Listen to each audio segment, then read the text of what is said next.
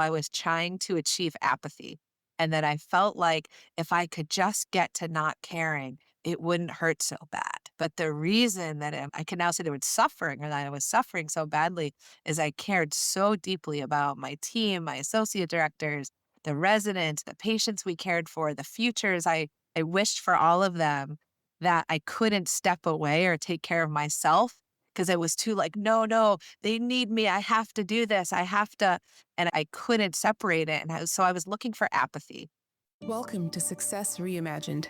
I am Dr. Amna Shabbir, your host on this journey to thrive at the intersection of ambition and wellness. In every episode, I'll help you challenge outdated definitions of success, discover practical tools and strategies for growth without compromising your well being. I am so glad you've joined me. Let's reimagine what's possible together.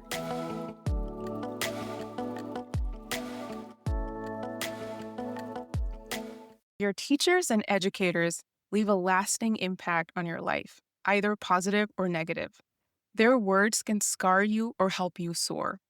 Today, I have the tremendous honor of sitting down with someone who helped me soar, my residency program director, Dr. Abby Spencer.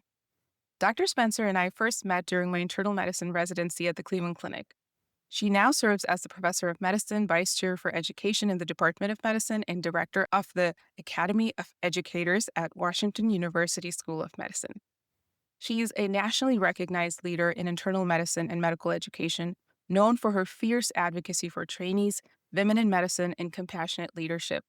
A master clinician, award-winning educator, mentor to hundreds, including myself, Dr. Spencer leads with excellence, integrity, and heart. This conversation means a great deal to me. Welcome, Dr. Spencer. Hello, Amna. It's just wonderful to see you. And thank you for that very warm welcome. It's my pleasure. I have been truly waiting for this moment. And when I reached out to you, this is what I wrote.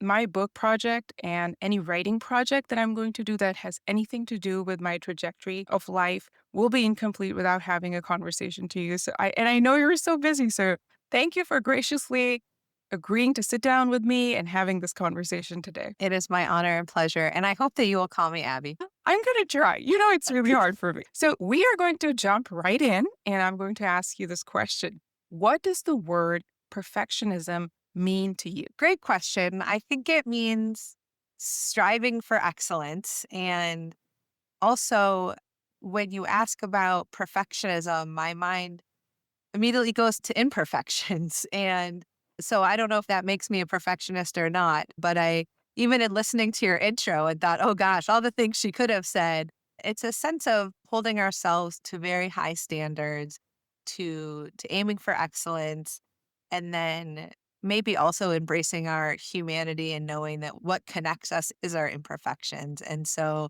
that balance between striving for excellence, holding a high bar, wanting to reach it, wanting to empower others to reach it, and also having to acknowledge that none of us are perfect. And if we were, it would be a lot harder to connect in the world as humans. And so maybe that just helps me embrace my imperfections more. But that's where my mind goes as far as a definition. In there, you just said that our imperfections connect us. I want to expand on that a little bit more. You want to or you want me to? Yeah, I would love to hear your thoughts behind that. I don't know that I had ever really thought about perfectionisms or imperfectionisms using those language. I think I was always driven and sort of had goals or dreams and wanted to reach them and had a sense of self-efficacy. And if you work hard enough, you can get there. And then you learn hard lessons about all of the things that kind of get in the way. And you think, is that me? Is that the world? What's standing between me and the impact I want to have? And somewhere in my early years of being an associate program director, a dear friend and mentor gave me a book by Brene Brown, and it was my entree to Brene Brown, which I love. I probably quoted her at your graduation as well as your recruitment to our program. But a decade before that was before it was cool to talk about Brene Brown. My friend and colleague and mentor gave me this book called The Gifts of Imperfection. And I even actually grabbed it because I didn't know if we would talk about it, but The Gifts of Imperfection. Let go of who you think you're supposed to be and embrace who you are. And that was really, even the title alone, when she handed it to me, I thought, why are you giving this to me? What did I do or what have I conveyed? So even there of the flaw of like, why does she think that I think this or what? And then it was, okay, I mean, just, just dive into the book. And I really found it inspiring, and I felt like it gave me a lot of vocabulary for feelings that I had, but maybe not the words to put to them. And even in the title, The Gift of Imperfections, and Brene Brown talks so much about that our imperfections are the humanity that binds us together. And so when we are striving to be perfect, or we're not letting ourselves fail, or we're feeling like we're failing, to have a good news moment, I'm human, or the other piece I really took from this book, I think was this was the first time I had heard or learned the phrase that shame can't live if you share it. And this sense of, she went out searching to study what connects people, and instead learned about what drives this disconnection and this sense of shame, which often comes from feeling like you failed or you're imperfect. And I've just really appreciated her talking about, number one, shame can't live if you share it. It's something that isolates you and keeps you pulling back from humanity and connections. And as soon as you acknowledge, I'm imperfect and I either made this mistake or didn't achieve this goal or learned I'm not as good at something as I wish I was, that is exactly what connects you to others. And so I have carried that with me through life, through being then an associate program director, now a program director. It obviously opened me up to all of her other books to come, which have been really profound for me. But this was really the start of it. And that's where I think the words perfectionism and imperfectionism kind of came into my world. And probably when I saw that question, my mind went to this book of, oh, yeah, I remember that. That was beautifully shared. I love that book. It's probably hanging somewhere in the back right there. I completely agree with this phrase in terms of our imperfections connecting us because the simplest way I can describe it, when you pick up your cell phone and you're scrolling on Instagram and you look at those amazing, flawless highlight reels and pictures, like how connected do you feel with that influencer or that person who's sharing that? I, these days, in this season of my life, feel most connected with all the influencers that are showing real-time parenting and momming, and they'll add humor and self-deprecation in there, and there's just, like, this instantly, like, "I see you," and for me, that right there in a nutshell, we'll talk about connection and perfectionism and, how that links up. So, I so agree with that. Now, from your personal journey and if I was to put that lens back, I mean, you got that book as a gift from your friend. Can you think of any moment in time personally, and you can take us as far back in time as you want to, where you felt that you were affected personally with perfectionism, either yourself or you felt that others were putting that pressure on you to be a certain way or perform a certain way? I think about the concept of really bringing your whole self in. And I think there are, at least for me personally, spaces where I maybe felt like I had to be a little bit more perfect, or that there was less room or less forgiveness for error or for mistake or for failure or for imperfection than others. When you were, even again, I'll go back to, your intro of me, and you're reading these accolades. And I think if you saw how messy my kitchen was right now, or, haha, what would my 16-year-old say about that? And so just that sense of, you're never gonna reach perfection in any of them, but you may be killing it at one space at the expense of another. And then how do you look at that globally and feel, well, gosh, you're saying all these great things, or I'm winning these awards here, but I'm not, does it not align with your values, or are you not really killing it in the ways that mean the most to you? And so I think the definition of perfection has changed for me a lot. Of, if I'm living my best life, am I living by my values? And that does include family and my children and my husband and connection to community, or being a mentor and sponsor. And even some of what we were talking about before, when I was an early associate program director or program director, I wanted to show I'm tough, I'm strong, I can do this, this is hard. And I didn't yet have the Glennon Doyle language of, we can do hard things, be able to talk through that. And then realizing, when it's the moments of breakdown that people are like, "Oh my gosh, you're human too." And then there's more empathy. You actually can pop back up and go another day. And maybe that is the excellence that I strive, is to just show up in the places that are meaningful to me. I'm going to pick on the word failure that you just mentioned because one of the things that is really drawing me to explore the next phase of this project and asking individuals is like, how are we dealing with failure? And so, how do you deal with failure? I think again, it depends in what sense. There's the mom fail of forgetting to send your kid with X, Y, or Z on the day that we need it. Then there's the do you launch into a new innovation or a new project or something that you really put a lot of resources and time in, and it maybe doesn't go how you want it to go. And that's a different sense. And it also there's a little bit of, well, who's watching? Is it Mhm. my own I didn't reach the bar, or how heavily am I being scrutinized, or will I be scrutinized? Because sometimes the largest failures we just you learn from and you're like, okay, well, now I know. And then there may be really small ones that, particularly as women or women leaders, we feel like maybe we don't get as much rope or that our mistakes are spotlighted and amplified more than others. And so there's also that sense of what was or wasn't achieved, but then kind of looking around and saying who watched and who knows and what are the implications. And can I just stand on that failure and have a better view to now know what doesn't work so that we can move forward and do what works? Or is it going to invoke shame or consequence or things? And sometimes it's hard to predict. And I think about Thomas Edison's quote around figuring out how many ways how not to turn a light bulb on, right? Or all of the things of knowing that if you're someone who likes to innovate and you like to build and you want to really push the envelope, there's going to be multiple failures or things that don't work. And that's how you get there. It's never the first idea. And at the same time, what's the safety and the permission and the trust and the space to do that? And so some of the maybe more mom fails are feeling like I could have or wish I showed up in different or better ways for my kids might have nobody else looking but feel the heaviest. And then there might be much more public ones at work that aren't a big deal, but they're made to be one. So it's a complicated question.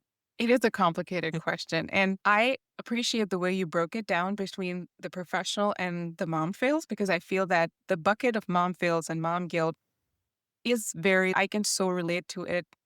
I think that the other ones are there.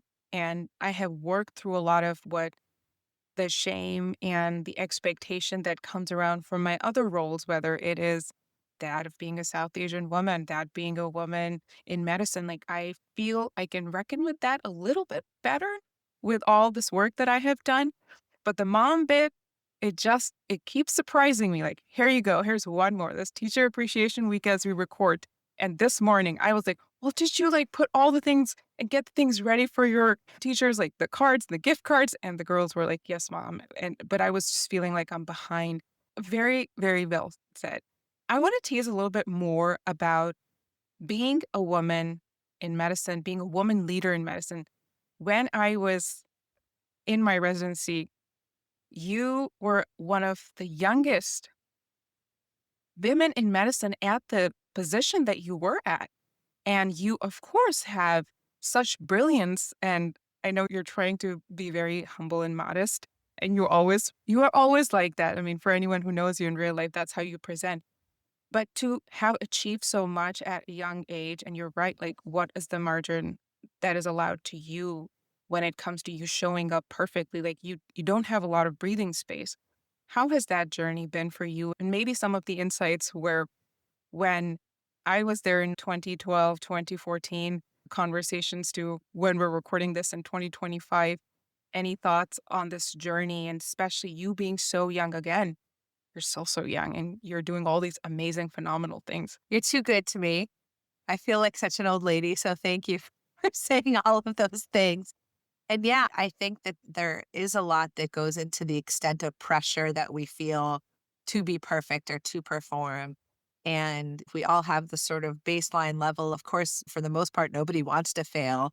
Then you add on the pressures of being a woman in medicine or a woman in leadership. Then you add in the pressure of youth, and maybe even you are young, then you look younger. At least I used to look younger than I even was. Now maybe I look older than I am, but all of those, and then what's the majority group around you, and all of that can heighten the pressures to succeed and to achieve the goals. And again, I think that sense of not all identities have same access to the trust to, if there are mistakes or there are failures, that you figure out what you need to do to recover from them and rebuild. And so that sense of, will I lose the chance to do what I most want to do, the impact I want to have, if I don't get it right every time? And when can you finally exhale a little bit and say, I've put enough into the bank, not the money bank, but the trust bank or the achievement bank, to show I deserve a little more rope and let's see what I can do? Because the ability to succeed really, I think, depends upon the ability to take risks. And if you're paralyzed by potential for failure or consequences of failure, then you're not going to be able to A, perform at your best, or be able to take the risks or make the changes that are needed. And so if we go back to the example of becoming your program director, I came into a program that had almost doubled or tripled in size overnight because a new program had a hospital had closed, all those trainees came over, and I was told essentially to shrink the program without shrinking the program. And what that meant was to give the feel of a small program to this now enormous program of over 200 residents and maintain the culture and the level of excellence and yet change the feel. And so to me, the way I went about it was to change the word cloud. And if you've seen a word cloud, it's you have everybody put in the words that describe whatever the question is, and the things that are said more than once get bigger. And if somebody just says it once or twice, it's smaller.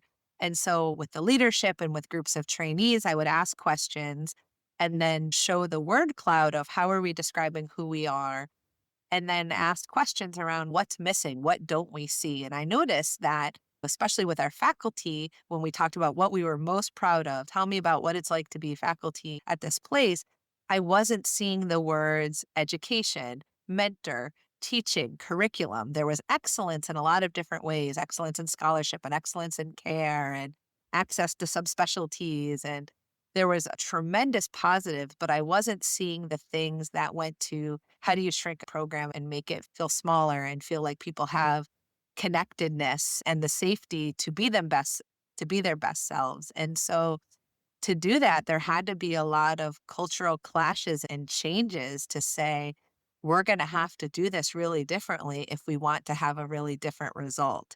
And to come in young and come in female and come in from the outside, the skills around building consensus and helping people feel heard and tying things back to mission and values and impact and outcomes to get everybody on board with that, we had to start with writing a mission statement. The residency program had never had a mission statement. And so we brought large groups together and we had a mission statement and a vision, and then say, okay, how do we get there and how do we get there together?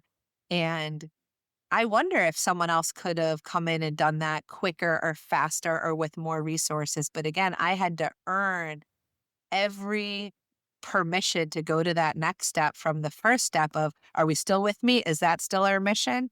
Do we think we're there yet? No. Okay, let's go. And so I think that there's a lot to knowing how much risk you can take in the setting that you're in, and then, highlighting and spotlighting the small wins when you have them, and then taking a deep breath with the failures and owning it of, okay, we misstepped or I misstepped. And I thought that if we did this, it would get us there. But do we think we're there yet? No. Okay. What else should we be doing? And then again, make it less about me being right and more about getting it right for the purpose of what we were trying to do. And I think that's also helped me through a lot of failure, or sort of bringing again youth or femininity or compassion into leadership in a place that was very cold and impact oriented and task oriented and not necessarily people oriented. And so how do you bring in your gifts and make your what someone else's weakness your superpower? And to me, compassion and empathy and love of people was my superpower, and there was no way I could use any other because that's what I had. And so it's how do you lean into that? And some people may see that as an imperfection, and it may be if I care too much or all of those things that can maybe blind you from seeing, making hard decisions or doing things, then you have to learn to work around those and again, bring in other people to help mitigate the failures and move you towards goal. It's so great to hear about all the behind the scenes today because we're on the other side and we're seeing it from a very different standpoint. And when I became an attending, my recognition and compassion for life after medical training was completely, it did a 180-degree switch. And then, so after being an attending for 4 years, when I went back for fellowship, I used to check in on my attendings. How are you doing? Because so much is happening behind the scenes, which a lot of times we can't see. And I love that you brought in your femininity and I saw it. Your office was so fun and so cool to hang out in. So you really, and as Dr. Sasha Shilkut says, you brought in your she manual instead of like following the manual, which is wonderful, bringing in your own rules and leading with that. I have seen you, and I'm going to get deeper here a little bit more. You have shown up on social media relentlessly and authentically as yourself, and you're there. How are you staying constant where you're at? Like from the outside, it does look like you are present academically and online and for your trainees, and you're doing all the things and you're not burning out. That's what it shows from the outside.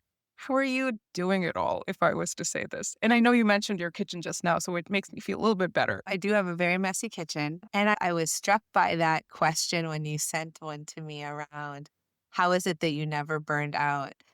And my response was, "Oh, isn't that sweet that you think that?" And again, I don't know that anyone ever, I guess I have seen people go to social media with anger or with I'm burnout, but in all of my days where I was very engaged with it and any of the talks that I gave on don't tweet angry and I think that probably applied to my period of burnout too. But no, I would say in my probably seventh year of being a program director, maybe between year 6 and 7, I burned out. I burned out hard. I don't think I could have or would have used those words then, but I was despondent. I was sad. I felt incapable. I felt like I can't give the residents what they need, what they deserve. The fight's too big. I have nothing left in me. And you could look back and, oh, I know what that's called now. But at the time, you're just in this tremendous sense of incapacity. And at the time, I had, I think it was 5 or 6 chairs in 4 years. And at one point, I was working for someone that I really perceived as a bully and that was putting up barriers to everything we were trying to do. And that definition of insanity when you keep running into the same wall and expecting something to be different. And so I was like, oh, let me try this way and that way, and tried every different way I could, and it wasn't working. And I deeply internalized that of it must be me, maybe someone with more skills or more experience or who was tougher, who didn't care so much, could do this better than I could. And it was, yeah, it was a very tough and hard experience. And I'm grateful to the people that could hold up that mirror and say, you're not you. This isn't what is happening. Cause sometimes you don't even know when you're going through it. And so it's interesting when I read your question of how have you never burned out? And I was like, oh, there must have been a few years where we were not chatting with each other. I have a very close, dear friend and peer mentor who still reminds me of the time I was having a very deep discussion with her about how I was trying to achieve apathy. And that I felt like if I could just get to not caring, it wouldn't hurt so bad. But the reason I can now say the word suffering or that I was suffering so badly is I cared so deeply about my team, my associate directors, the residents, the patients we cared for, the futures I wished for all of them, that I couldn't step away or take care of myself because I was too like, no, no, they need me. I have to do this. I have to. And I couldn't separate it. So I was looking for apathy, thinking that would be the answer if I could just not care. And she was literally like trying not to laugh in my face at the time. Like, Abby, I don't think apathy is what you're looking for. And she said, no, I also don't think that you're capable of that. And so it's the fact that you care. And so it was an interesting time. It was a really interesting time. It was a tough time, but I certainly hit burnout. I think now I recognize it in myself or others in different ways. Resilience has new definitions to me. And I appreciate that maybe some didn't know, but I feel like it wasn't hard to see for anyone that came in contact with me during that time because there was a dimming of the light and I certainly felt it, but I think I didn't realize anyone else could know. That's the other kind of funny thing about burnout is we think like that we were hiding it really well. One of the biggest things I learned was no, I sure wasn't. The word that's coming to my mind right now is grace, because you show up on social media whenever you present. There's radiance and there's positivity when you're sharing your activities with the residents, the fellows, the conferences, your children. And I find that as a soft space because when you go online, there's all kinds of things there, and whether they're personal, professional, political, and you present yourself with such grace. And I think I want to actually model that because if you are going through active burnout, and also acknowledging your experience. Thank you so much for sharing that with us, which is so awful. But recognizing that when you're actively going through something hard, that doesn't entitle the whole world. Just because we're talking about vulnerability and authenticity, that does not mean that everybody gets to have that direct front row seat to your experience. And a lot of times people worry about showing up a certain way. And I feel that it's completely okay if you continue to show up with grace and respect in your amazing leadership role and continuing to have the light out. And thirdly, I want everybody to go back and listen to that. You were aspiring for apathy because I feel that today you've given me a sentence for what I have on some level still aspired to. Because right now, as a geriatrician, my clinical work has been in the long term care space. And I feel this is the first time I probably am going to say this on air, but Dr. Spencer, you make me do these kinds of things. So I'll say it. I feel that I am the doctor nobody cares about in a system that nobody cares about, and with my patients that nobody cared about, working with staffs in those facilities that nobody cares about. And there was veracity to my statement. And so I'm very aware that I don't have burnout right now. Actually, I have severe moral injury because every time I go there, my hands are tied and whatever I'm experiencing, my patients have no fault. And they're there and they're so amazing and they're so lovely and their families are incredible. It's just, we are the stepchild of medicine. Nobody cares about the patients in the nursing home and rehab facilities. And so every time I come out, I journal and sometimes I do cry because I feel that so much deep in my bones. But then I tell myself, okay, what can I do? And all of this other stuff that I've learned that allows me to cope, but I can cope, but I can't gaslight myself. This is moral injury at its best right now. I appreciate you sharing that, and I'm so grateful for what you do. And as of the generation, what do we call it? The sandwich generation, where we're taking care of kids and parents. I mean, I'm more grateful for geriatricians than ever and what we learned from them. But and I know that feeling of nobody cares about what I care about so deeply is really painful. And I think we did have very similar experiences in that sense of when you care so deeply about something and you look around and you think nobody cares about this, nobody else, it can feel exactly like moral injury. It's disheartening, it's heartbreaking. It makes you question what's wrong with me or why do I care so much? One thing that I did think about that at the time was helpful to me, and I don't know if this will be helpful to you or not, but someone said to me, Abby, as the residency director, who should care more about this residency than you? Nobody should. It is your job to care more than anyone else. And that's what makes it hard, but that's what makes you the person for this role. And I wonder if similarly, no one's going to care about your patients the way that you do. No one can, and maybe no one should. And is the system failing primary care at large and healthcare at large and, and geriatrics? Absolutely, for sure. But to take some solace and you care the most about those patients because you do, and that's what you should do, and you signed up for it, and that there's nobody that can or should care for them more than you do. And so I think if taken out too broad, then we do feel like we're gaslighted. But in those moments of it hurts to care about something, feeling like no one else does, then reframing to that pride of, yes, I do. And that's why I'm here because I care about this group of people, or for me, this group of learners more than anyone else. Beautifully articulated, and I completely agree with that. I'm going to hold on to those words. So now I'm going to switch gears a little bit and we're going to go in deeper. And so for our audience, I'm going to give some context and a little bit of background before I ask my next question. During residency, I received a serious medical diagnosis on the very same day I found out I was expecting my first daughter.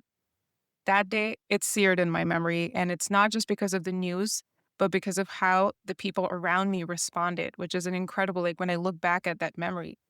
From my chief residents to Dr. Spencer right here, it was one of those rare stories. We don't talk about these kinds of stories enough that when I look back at that time, there was no shame, no guilt. There was just unwavering support, and I was encouraged to go to every medical appointment without question. And beyond that, Dr. Spencer, you gently encouraged me to consider counseling. I still remember you pulled me aside in the hallway outside the cafeteria. I still remember every bit of that. And you recommended that I go and I process the emotional weight of having this complicated pregnancy. And I'm going to quote Maya Angelou here in a positive light. I have remembered this quote in a positive and negative light. So I'm going to say this: people will forget what you said, forget what you did, but they'll never forget how you made them feel. And that has stayed true to me. There are two instances. One is extremely negative and one is extremely positive. And I'm going to highlight the positive, which is what you did in that moment. I didn't have a formal mental health diagnosis. I was fine, completely fine with air quotes, but I was clearly under a lot of stress. It was a period of 24 hours that I got all this news. Why did you feel it was important for me and you encouraged me to seek counseling and take care of my mental well being? What was going on through your mind? Why did you care? We were such a huge program of residents. From my memory, and this was what, 8 years ago? I Right. vividly remember visiting you in the emergency room bay, and what I saw was suffering. And I recall you looked exhausted, overwhelmed, terrified, and all understandably. I mean, this was very scary what was happening. And through what I could see in your eyes, in your trembling voice, in your words through tears, as I'm getting caught up on what's going on with you and why you are here in our emergency room, your focus and what you were asking me about was getting back to work. And all of my questions to you were, what's going on? How are you? What do you need? What happened? What can we get for you? And your questions to me were, can I go back up? Who's covering? What about the pager? What about my patients? And you sounded so pressured and so exhausted, and you needed permission to rest. And I felt like that was the greatest gift that I could give you in that moment. I was not your treating physician, you were my resident, but what I could give you was permission to rest and permission to take care of yourself, which involved your physical health, your mental health, diagnosis or not. You were hurting. And I needed you to make that investment in your own physical health and your mental health so that you could get back to these things that you cared so much about: your patients, your colleague. You had the strong sense of not wanting to be a burden to anyone. And I was worried about you because that is the recipe for burnout. And I love that you said I was fine. I don't know if any of you have read Jessie Gould's book yet, but she was at WashU for a number of years. I got to overlap with her. And I love every time she says, fine stands for feelings I'm not expressing. And so anytime we refer to ourselves as fine, I just go to her definition. But to me, it was just too important to give you that permission and encourage you to invest in your own physical and mental health, and not about getting back up to the floors. And again, back to that humanity. And then also just that sense of what have we done to our trainees or to our society that we're not taking care of each other. We're literally the healers. And then how do we not show up to help each other heal ourselves and our other care providers? And so I appreciate how much you remember it and that it was so impactful. I think for me, it was just, oh my goodness, how can she needs permission to rest and to take care of herself. And then a sadness, talk about failure, imperfection is, what have I done in this residency that my residents don't know this? You know, is our structure not set up such that our trainees know, we know they can't take care of anyone else unless they're doing okay themselves. And so it actually made me think back to the system too, and that I owned part of that. I felt terribly that you were there suffering, thinking you had to get back. And what did I do, or how could I build a program where our trainees know, yeah, you're going to work hard, you're going to be exhausted, we're going to push you to the limits, But if you're not your full self, then we're going to pause and we're going to help you get there because otherwise our field won't survive and we won't survive. I'm just going to take a deep breath and Me too. yeah, because those memories are absolutely vivid. And I want to slow down really and model this out for other humans that are listening. We talk about a lot of things that go wrong in medicine, and there are. For my life, I was one of your trainees, and this was a tipping point in you showing up as a leader and how you impacted my personal life. And I have been told from other trainees, my colleagues, they were just like, you need to go. And so to hear this from you, it means so much for me. Okay.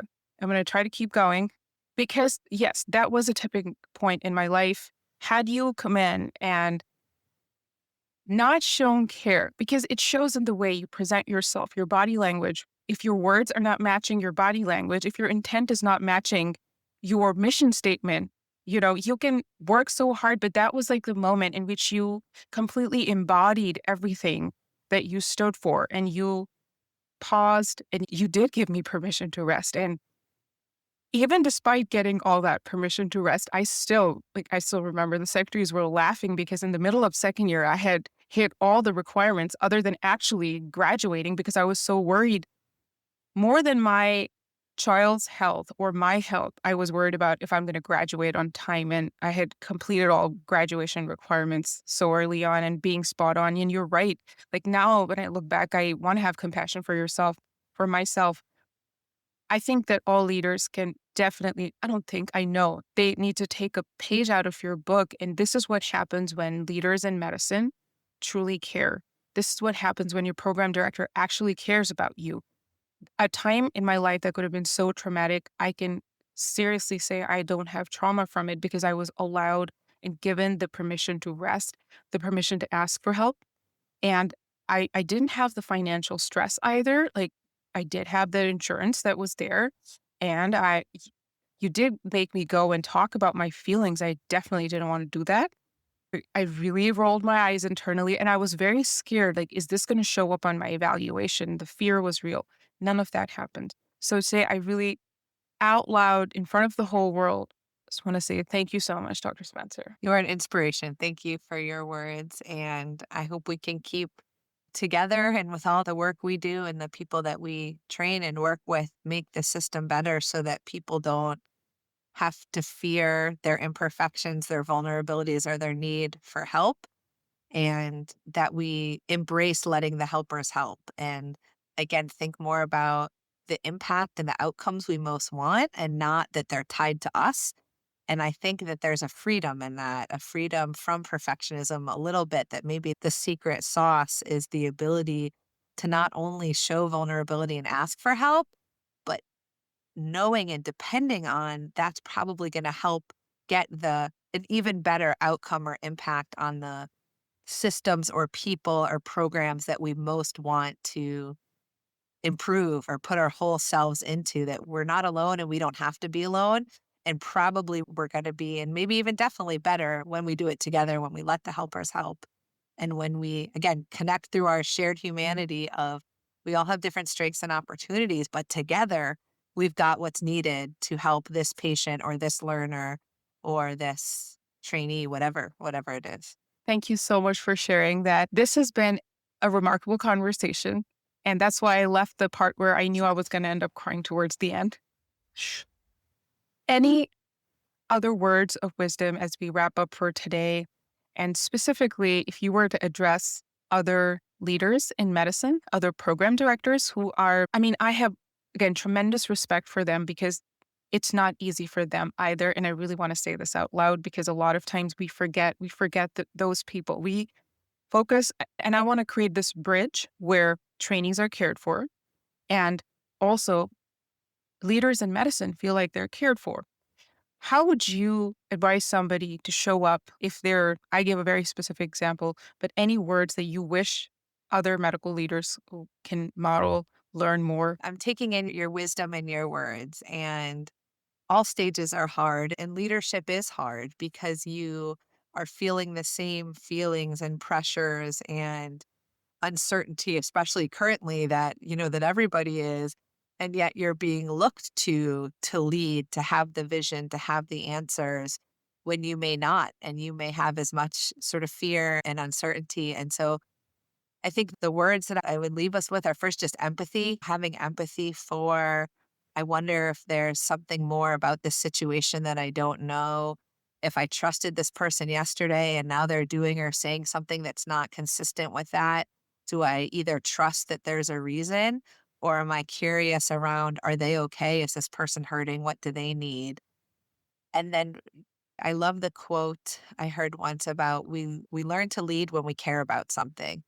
And if it starts with the caring, if we, and then the fact that we learn to lead, that sense of that growth mindset of, we're not going to know upfront always what to do or how to do it, or see experiences or things, or that word we all have come to hate of unprecedented, but things coming our way, but you know that you care, and so you learn to do what you need to do and who you can rely on to help you through that, and then finding the inspiration from wherever you get it. For me, it's from books and quotes and Brene Brown and Simon Sinek, Start With Why, and We Could Do Hard Things, and from my trainees. But I also get inspiration from my kids, from looking at the ocean and just realizing how big the world is and how small this thing is. And so just whatever grounds you, is it ocean? Is it family? Is it a mountain? Is it books? I recently read the book, Have the Courage to Be Disliked. And I think, again, if we're thinking about perfectionism and really thinking about getting it right versus being liked, those are all dancing around the same area. And then give yourself and others grace. And you brought this up too, of just how can we, I'm doing the best I can with what I have right now. And then I think Maya Angelou also said that, do the best you can until you know better. And when you know better, do better. And so if we give the grace for, I did the best I could with what I knew. And now that I know more, including that didn't work, now I can do better. And so may we all just give each other grace to do better when we know better. This has been so powerful. Thank you for your time today. Thank you. And I love seeing you shine and thrive. And I'm so happy that you're healthy and well and healing the world. I am grateful for that. This episode is part of a special series and my budding book project on unmasking perfectionism. Thanks so much for spending time with me today. Just a quick reminder, while I am a physician, I'm not your physician, and nothing in this podcast is medical advice or any kind of professional advice. Everything shared here is based on my personal experiences, and the views expressed are entirely my own. If you enjoyed today's episode, I would love for you to rate, review, subscribe, and share the show with anyone who might need a little inspiration to redefine their own version of success. I'll see you next time. Until then, keep reimagining success one small step at a time.